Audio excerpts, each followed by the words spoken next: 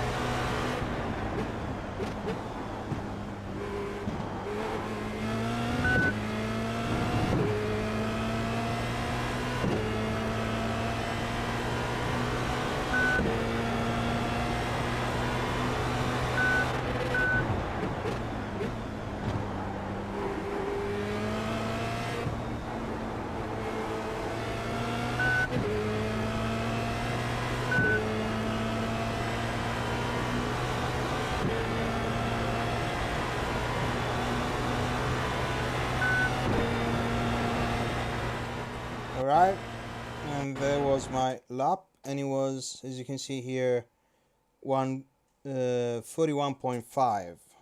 As usual, I didn't go for maximum performance. There are much faster guys around here than me.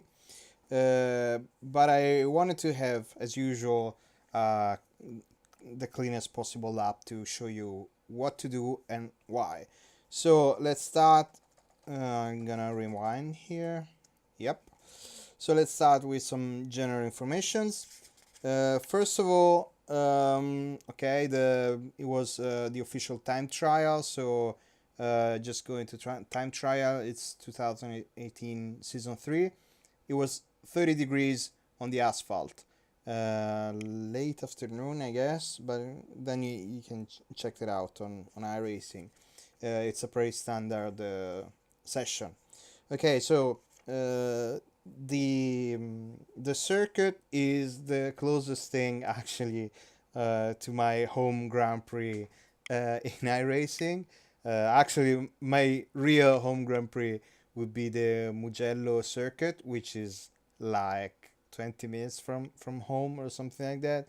But this track is maybe 1 hour, 1 hour and a half, maybe 2 hours of distance from where I live. So it's pretty much a home GP for me. And on the contrary of what everybody thinks, the track is not in San Marino. It's really close to Bologna, if I remember correctly, close to Faenza actually. And it was called the San Marino Grand Prix just because they didn't want to have two Italian Grand Prix, of course, but it's not in San Marino. This is really a mythological track, and it's called Autodromo Enzo e Dino Ferrari, or Dino ed Enzo Ferrari, and originally in 1970, before that it was just called Imola. It was called Autodromo Dino Ferrari. This is a heartbreaking story because the Drake, Enzo Ferrari, the founder and the car maker from Ferrari, he had a son which was called Alfredo, or Alfredino as we would say in Italian, so that's why Dino, it's a shortening on Alfredino Ferrari. And the thing is, he was a very promising engineer, a great engineer. He made a couple of breakthroughs on race engineering or car engineering. Very young talent, and he died in 1956 when he was just 24 years old, because he had the Duchenne muscular dystrophy, and the Drake was really distraught by this. He was broken when his son died. He had so much, hope, and he was a proud father and everything. So he wanted to name the circuit after him, and the first Formula One Grand Prix was called the Dino Ferrari Grand Prix, and he had the famous Ferrari Dino car and all the Dino Ferrari line of cars there, and he was really a loving father, and having to see a son suffer this much, because muscular dystrophy, especially in the 50s, was a very serious disease, and then dying at such a young age after after showing so much talent. Well, that must has been pretty hard for him. And then after his death, after the Drake's death, not Dino but Enzo, in 1988, the truck, which is actually owned by Ferrari, I guess, maybe not, maybe yeah, I think so, but they renamed the truck Enzo Dino Ferrari in his honor as well. So at least they're united somewhere. This is also the infamous truck that saw the death of Ayrton Senna and Roland Ratzenberg in 1994. The Ratzenberg died on Saturday, 30th of April, during the qualifying, and Ayrton Senna, as you all probably know, on the 1st of May during the Sundays race. I'm gonna have a little tribute later. We'll talk about this later. So let's go back to the lap. We can start the lap again. Okay, this is the straight, and try to stick as close to the wall as possible. You have a lot of downforce here, so you don't have to worry about this. We're heading towards turn 2, 3, and 4, which is the Tamburello. Actually, it's a Tamburello variante now. It's a variation or chicane. Actually, chicane in Italian, in old Italian. Because I can show you here. We have to brake. We have to brake here now. But before this track has suffered.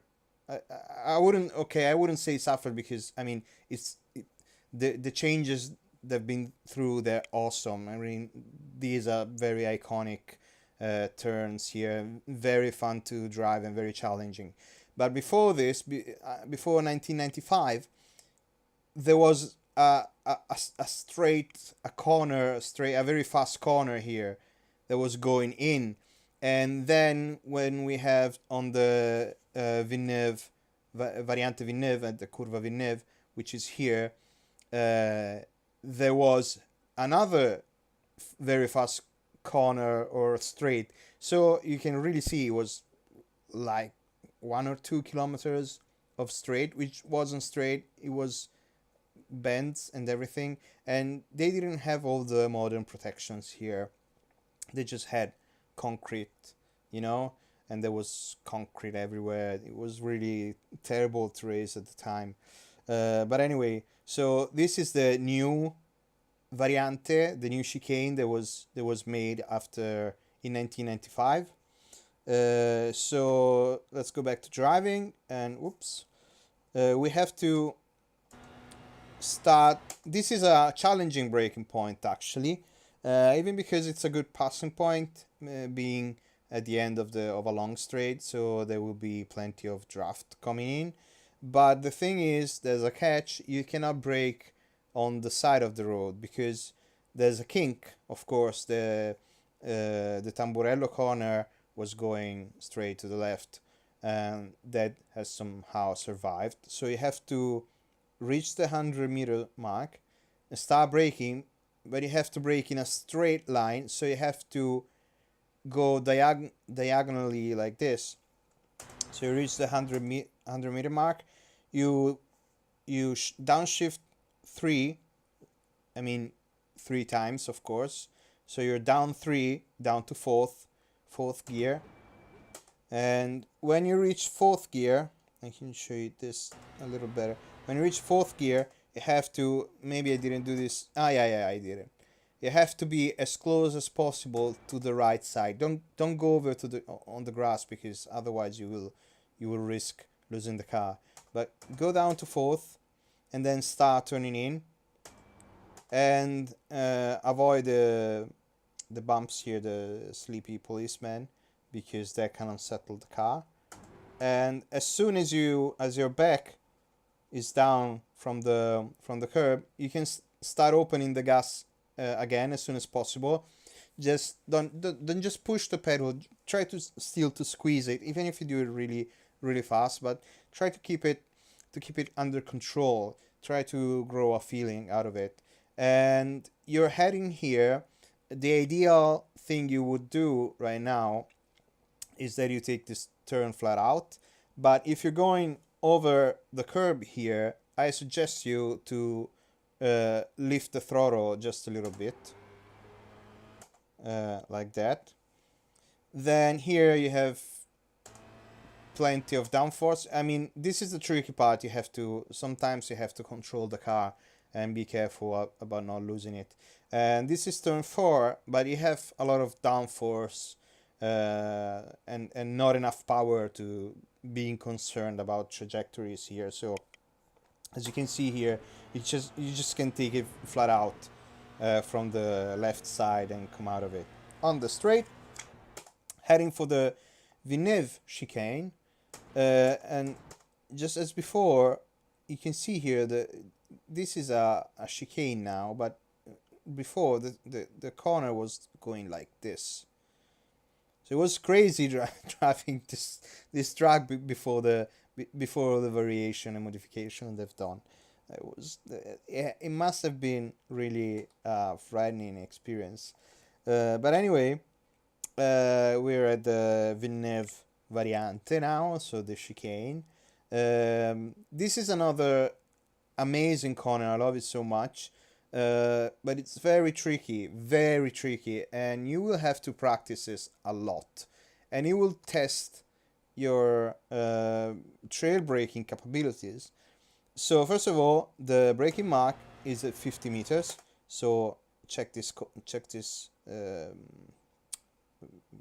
marker here with the cardboard. You start braking, but it's not a heavy brake. You just have to lightly brake, just enough to help the car turn in and downshift to 5th.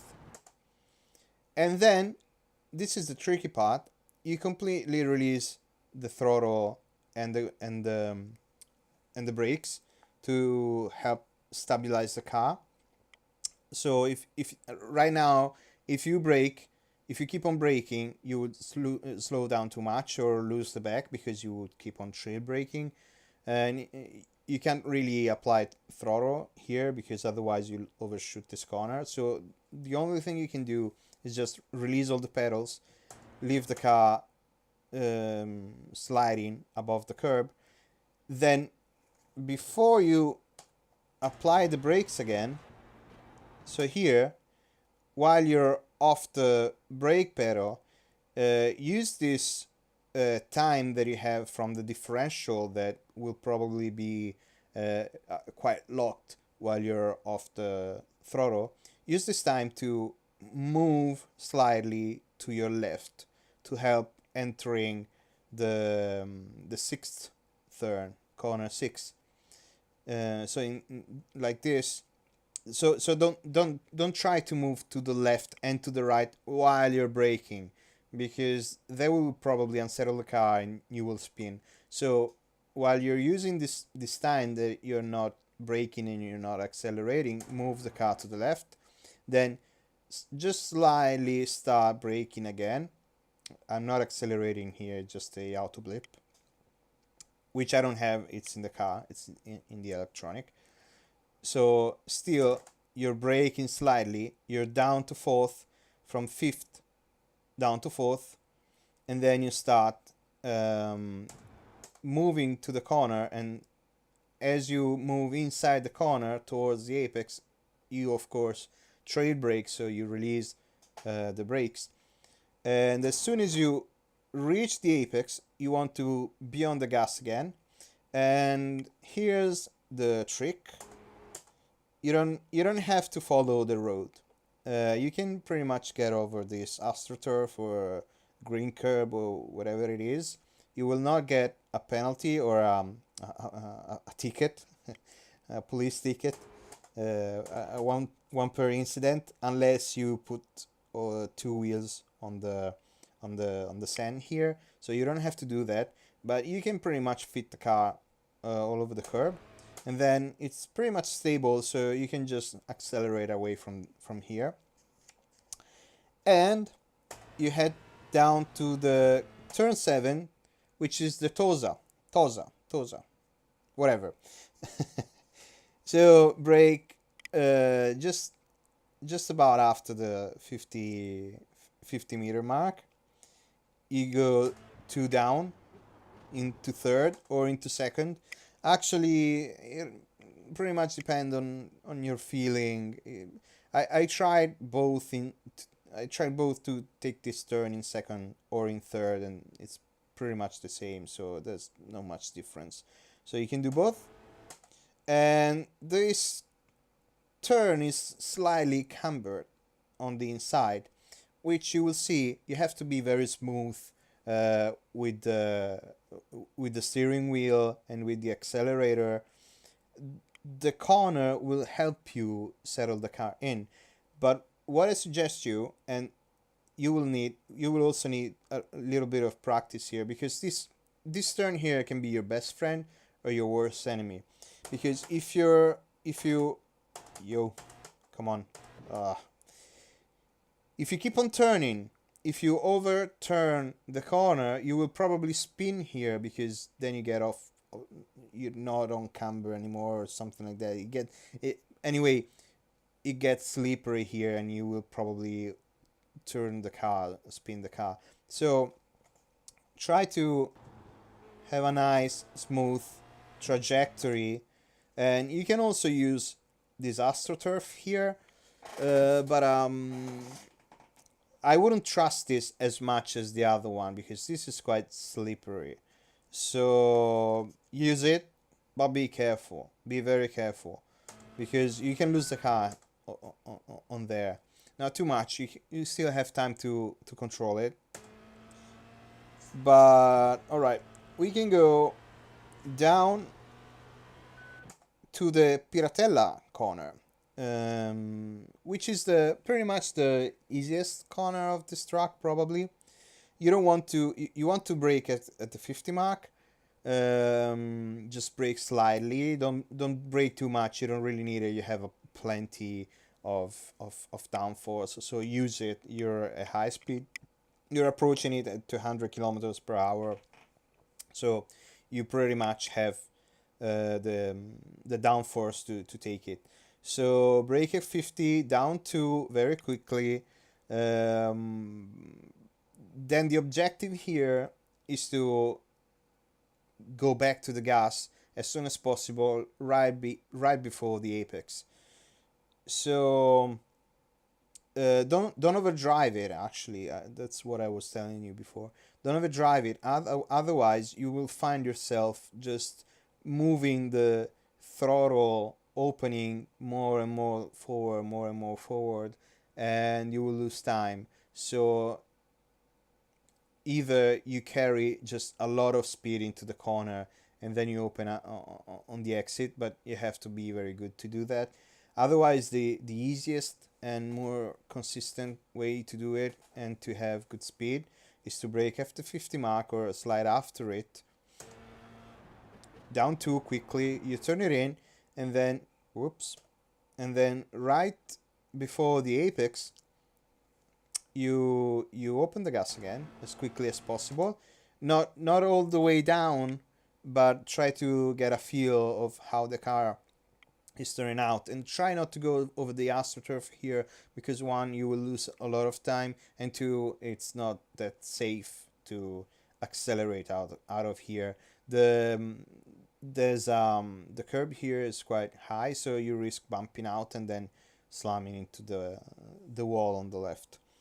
And then we're moving to the most difficult corner of this track, trickiest as hell. You will sweat hard every time you will do this in a race. And this is also a new corner because this is the acqua minerali, or also the mineral waters. Uh, this is a new corner as well because it was slightly different, and it wasn't like this before in 1994. So this is the new version. It's super tricky, super dangerous, and you can do it in two ways. I've done the fast way, and I will tell you how to do the safest, slightly slower way if you don't feel like doing it. If you want to nail this corner, you will need a lot of practice. So you have to keep your foot down until you get slightly before or over the apex. That depends on the grip level and on your confidence with the car, and probably on your setup as well. And what I do here is I start braking just slightly, so I keep the car stable while I start slowing down and trail braking into the corner. So, and as soon as I have, I'll show you again to you. As soon as I have the car straight, and this is pretty much straight, I start braking more and more, so trail braking more, until I'm basically, come on VLC, basically halfway down to the pedal. So I'm braking pretty much hard here, not super hard, otherwise the car will be unsettled, because you can't be super straight, you have to turn into the corner, so you can't go all the way down. So and you go down 3 here. So you were in 6th. I'll show it to you again. You were in 6th, down 3, and down to 3rd. Yes. And then you open up as soon as you're out of the corner. You open up. Yep. You try to use, this is very important, you have to use all the track here. Go all the way to the left, and then cut to the apex without using the curbs, because they will unsettle the car. And then this is another SR eater pretty much, because if you put 2 tires here, 2 wheels here, you will get a ticket, a 1 per ticket. So you don't want to do that really. You really want to keep the car just above the curb, so you don't spin going out of the corner, and you can get good traction here.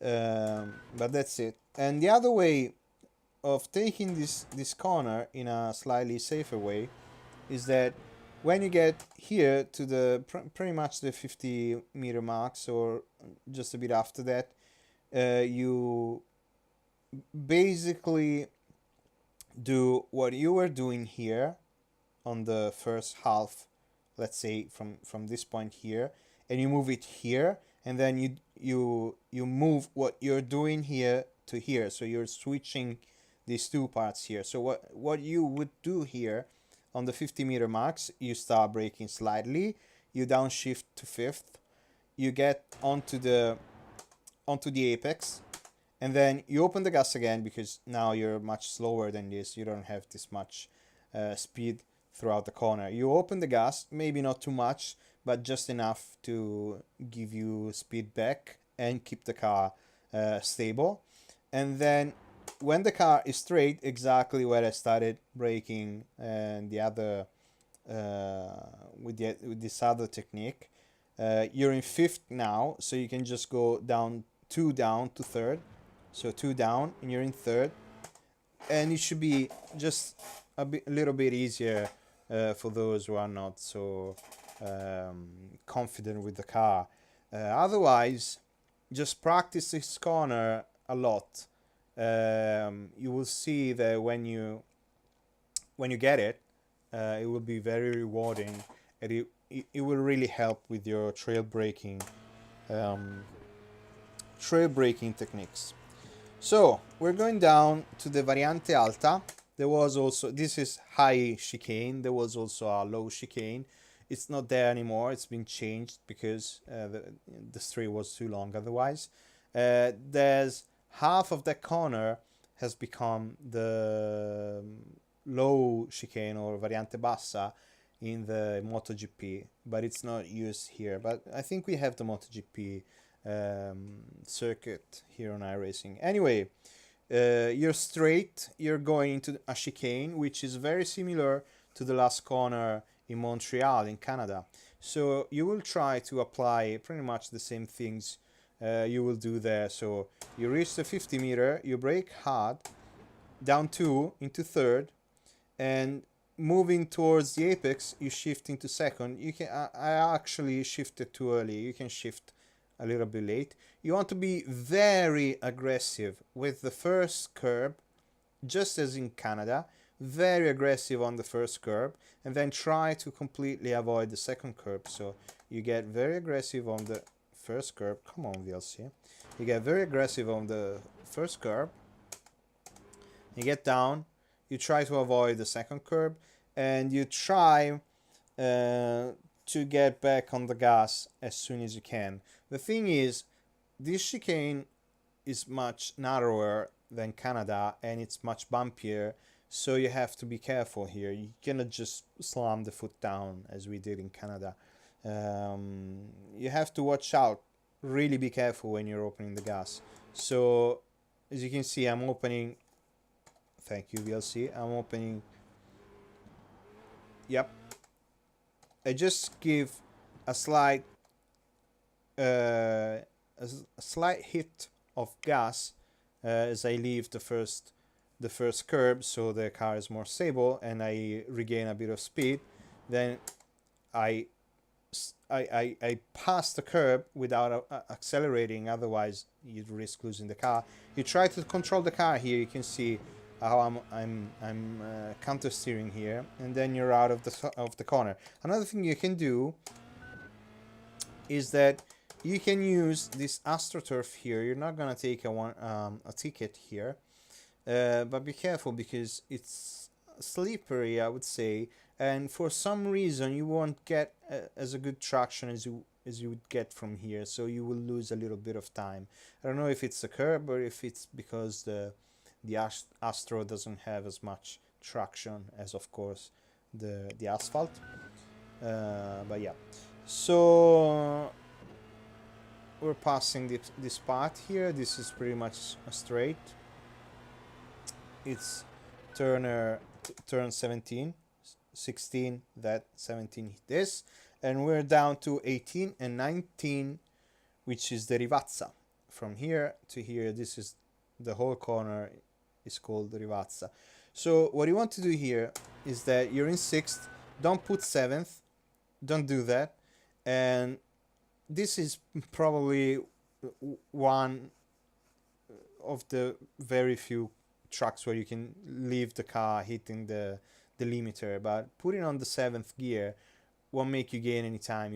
It will just slow you down because you don't really have time to upshift and let the engine move forward, and then you have to brake, so you will be slightly more faster than you have to brake earlier, blah blah blah.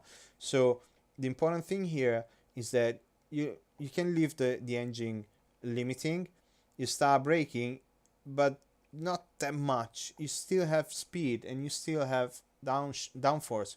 So just go down 2 into 4th, and then just before the turn in, you can do it a little bit later even. Go down to 3rd to help the car turn in.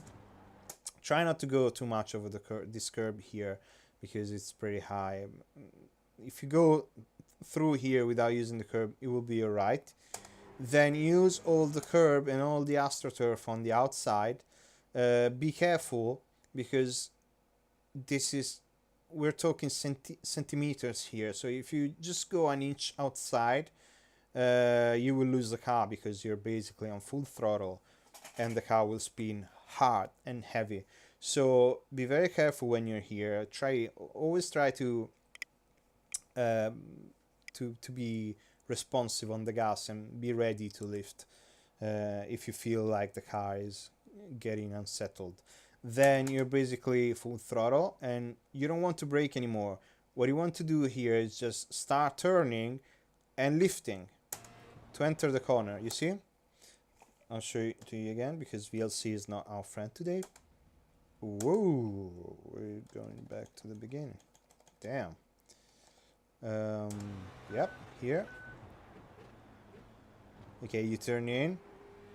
You go all the way. Then you turn in. You turn in, you lift, you enter the corner, and then you start accelerating again to control the car. And you start accelerating when you're off the curb. So wait for the car to land and stop bouncing, because this is another very tricky corner. It seems very friendly and you will want to hurry because you have the straight right in front of you, but you want to take it easy because otherwise, as it happened to me last race, you will spin into the wall like this. So anyway, open up as soon as possible. Don't use the curb here. Where is that? Here. Don't use this part here because it's very bumpy. In this curb, maybe you can see it's like almost like a sleepy policeman. So you will really feel it on the car, and if you go over it, you will bottom out. So don't use that. Just try to stay maybe a little bit over it, but try to avoid it as much as possible. But try to get back on the gas as soon as possible so you can use all the straight. So we're finished. This was my VIA lap at Imola, a track that I love so much. And now we were talking about Senna, and I wanted to show you this. I don't know, maybe somebody has seen this already, and I think this is a very nice thing to do, and it also shows how much keen to the detail is iRacing with their trucks and their cars. So we're right now at the Tamburello turn, right after the straight. This is the variante, the chicane that we got now. But as I was telling you before, in 1994 and before that, this was a whole corner going super fast into this other straight. So you can imagine when Ayrton Senna was taking the corner there, he was right here and he had to take the bend to go inside on the straight here. And when something happened to his steering wheel, we don't know exactly, it seems like it got detached or it broke, so he couldn't steer anymore. And he hit the wall right here, and as you can see, we can see here there are still flowers and Brazilian flags from fans, or I don't know, maybe iRacing put them there, I don't know. I like to think that, and I maybe will go and check it out next time I will be at Imola, but I like to think that if we go there, they will still be there. And then next, but I don't think it's been marked down by iRacing, even because this section here got very different. Oh, we got some flags here. I don't know why, actually. Somebody maybe can tell me in the comments or on the forums, because I'm very curious about that. And this is the Villeneuve turn. This was also very different because there was the walls were much closer here, and there was a wall in the middle somewhere. I've seen on the video footage, and this is where Ratzenberger died. It should be somewhere around here. I couldn't find any marking. I've been looking for that. Maybe, yeah, on the in the comments or on the forum, just let me know because I would like to know where he did lose his life. All right, so we're done, and thank you for watching, and see you on track.